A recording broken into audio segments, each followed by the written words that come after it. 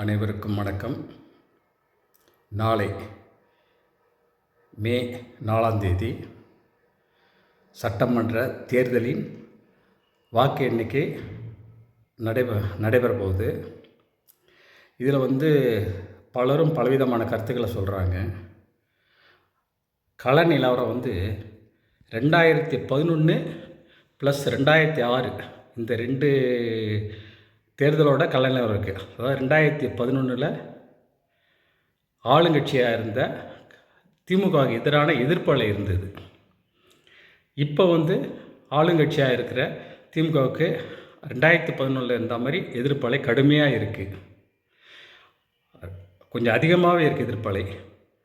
அதே மாதிரி 2006 விஜயகாந்த் அவர்கள் புதுசாக கட்சி தொடங்கி எல்லா 234 தொகுதியிலும் எலெக்ஷன் நின்னார். அதில் வாக்கு பிரிஞ்சதுனால கலைஞர் தொங்கு மந்திரி சபை அமைக்கிற மாதிரி ஆகிட்டு ஜெயலலிதா அவர்கள் தோல்விக்கு அது காரணமாயிட்டு. அதே மாதிரி இந்த 2026 தேர்தலில் திமுக மீதான எதிர்ப்பு அலை அதிருப்தி அலையில் அஇஅதிமுகவுக்கு இன்னும் ஒரு 4% வாக்கு அதிகமாக இருக்குது.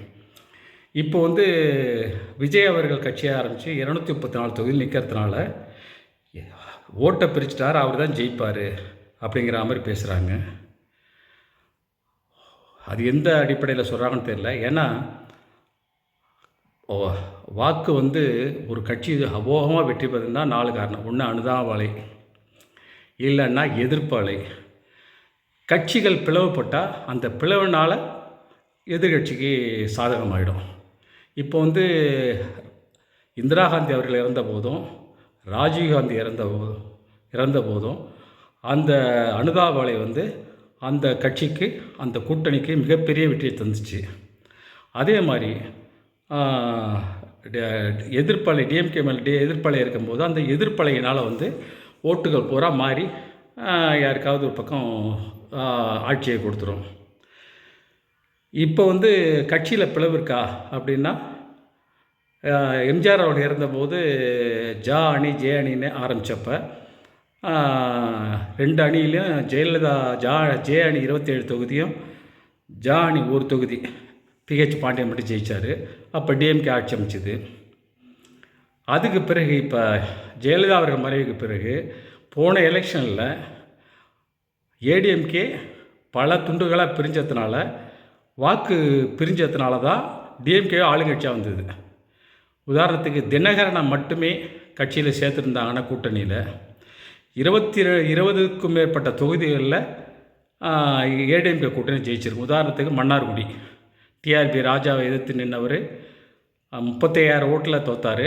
ஆனால் தினகரன் 40,000 ஓட்டு வாங்கியிருந்தார். அதேமாதிரி காரைக்குடி ஹெச்ரா இது மாதிரி 20 தொகுதிக்கு மேலே ஏடிஎம்கே கூட்டணி ஜெயிக்க வேண்டியது ஜெயிக்கலை. அது கட்சி பிளவுனால். இப்போ கட்சி பிளவுபட்டிருக்கான்னா பிளவுபட்டிருக்கு, நேரடியாக இல்லை மறைமுகமாக. எப்படின்னா வாக்கு வங்கி, அதாவது டிஎம்கே ஒரு வாக்கு வங்கியை நம்பி அரசியல் பண்ணுது. கிறிஸ்துவர் ஓட்டு, இஸ்லாமியர் ஓட்டு, அப்புறம் தலித் மக்களோட ஓட்டை கனெக்ட் பண்ணிவிட்டு அதுக்கு தகுந்த மாதிரி தான் அரசியல் பண்ணுவாங்க. உதாரணத்துக்கு திருப்பரங்குன்றத்தில் பக்கத்தில் சிக்கந்தர் தர்காவில் எது வேணால் செஞ்சால் கண்டுக்க மாட்டேன், ஆனால் தீபத்தூரில் தீபம் ஏற்ற விட மாட்டேன் அப்படிங்கிற பிரச்சனை அந்த வாக்கு வங்கி செஞ்சிடக்கூடாதுங்கிற எண்ணம் தான். அப்புறம் கிறிஸ்துவர்கள் சார்பான நிலை எடுக்கிறது அது காரணம் தான். இப்போ என்னென்னா அந்த வாக்கு வங்கி மறைமுகமாக விஜய் அவர்களால் 2ஆக பிரிஞ்சிடுச்சு. அதாவது 50% இல்லைன்னா 40% வாக்குகளை விஜய் பிரிக்கிறார். ஏற்கனவே ஏடிஎம்கேவுக்கும் டிஎம்கேவுக்கும் 4% வித்தியாசம். இப்போ இவரால் ஒரு 12% வரைக்கும் ஓட்டு சரியுது. 12லேருந்து 15% வரைக்கும் சரியுது. இதனால் ஒரு 18% ஓட்டு டிஎம்கே இழக்குது. இது யாருக்கு சாதகம்னா அதிமுகவுக்கு தான் சாதகம். 4% போது ஏடிஎம்கே ஓட்டில் ஒரு 10% விஜய்க்கு பிரித்தாலும் பாக்கி 6 அல்லது 7% வாக்கு வித்தியாசத்தில் ஏடிஎம்கே ஜெயிக்கிறது தான் வாய்ப்பு இருக்குது. இளைஞர்கள் ஓட்டு பூரா எல்லாம் விஜய்க்கு வரதுக்கான வாய்ப்பு இல்லை. ஏன்னா அண்ணாமலையோட ஃபாலோவர்ஸ் நிறைய பேர் இருக்காங்க. ரசிகர்கள் பார்த்தா விஜய்க்கு இருக்கிற அளவுக்கு அஜித்துக்கு இருக்காங்க, ரஜினிக்கு இருக்காங்க. அதனால் இளைஞர்கள் ஓட்டு பூரா வரும்னு சொல்ல முடியாது. அதிருப்தி ஓட்டு பூரா விஜய்க்கு போக முடியும்னு சொல்ல முடியாது. விஜய் பிரிக்கிறதுல டிஎம்கே படுதோல்வி அடையுது, அது மாற்று கருத்து இல்லை. ஆட்சி அமைக்க போகிறது என்னோடய கணிப்பில் 140லேருந்து 170 சீட்டு வரைக்கும் பிடிச்சி டிஎம்கே கூட்டணி தான் ஆட்சி அமைக்கணும்னு எனக்கு விஜய் ஒரு சில இடங்களை பிடிப்பார். ஆட்சி அமைக்கிறது வாய்ப்பு இல்லை, என்னோடய கணிப்பு கருத்து அவ்வளோதான். டிஎம்கே 30லேருந்து 50 சீட்டு ஜெயிக்கிறதுக்கு வாய்ப்பு இருக்குது. மற்றபடி நாளைக்கு தேர்தல் காலத்தில் வாக்கு எண்ணிக்கையில் எது சரின்னு பார்ப்போம். வணக்கம். அதே மாதிரி பிஜேபி உள்ளே வந்துடும் டிஎம்கே சொல்லிகிட்டு இருந்தாலும் தற்சமயம் டிஎம்கே சொல்லிவிட்டு அவர் தோளில் தூக்கி வச்சுக்கிட்டு பிஜேபியை தூக்கி வச்சு வந்துடுங்கிற மாதிரி தான் இருக்குது. ஏன்னா 2014-15 நரேந்திர மோடிஜி அவர்களுக்கு ஆதரவான நிலைப்பாட்டில் இருந்தது 15% மக்கள் தான் தமிழ்நாட்டில்.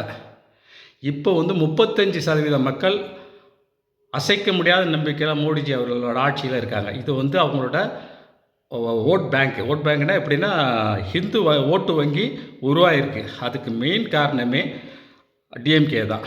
அதனால் நிச்சயமாக டிஎம்கே ஆட்சி அமைங்கிறது என்னோடய கருத்து. வணக்கம்.